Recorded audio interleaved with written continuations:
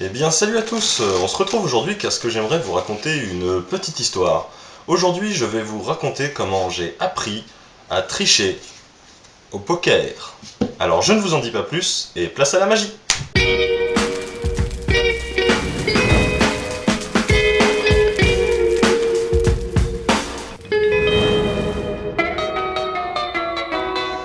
Eh bien vous savez, j'ai toujours aimé les cartes.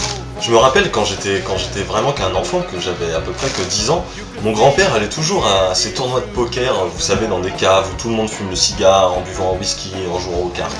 Et j'ai toujours trouvé ça, cette ambiance géniale. Et à chaque fois j'accompagnais mon grand-père et puis je restais tranquille dans mon coin avec un paquet de cartes et je m'entraînais à mélanger les cartes, à les couper, à faire plein de choses, à faire des éventails, tout ça.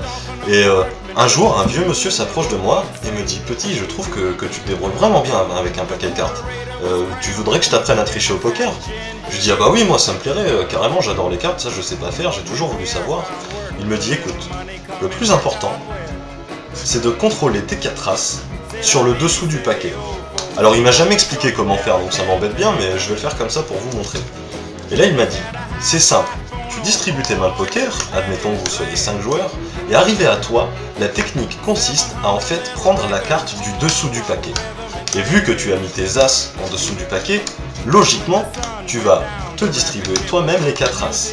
Alors il m'a dit, il va falloir beaucoup t'entraîner pour pas que ça se voie, il y a plusieurs techniques, tu peux pousser la carte du dessus et faire semblant de la prendre.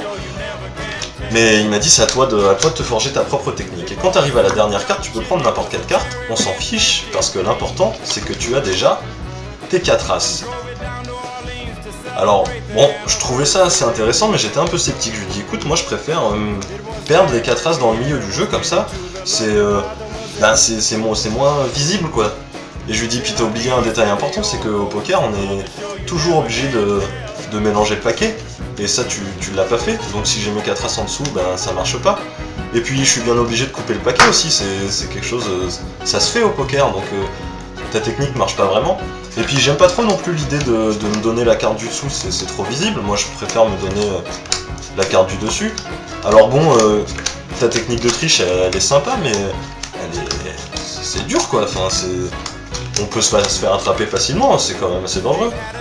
Et puis j'aime bien aussi savoir ce que je donne à mes adversaires. Par exemple, lui, là, je lui ai donné une suite. Bah c'est bien, il risque de suivre. Lui, je lui ai donné une paire de 5, c'est pas mal non plus.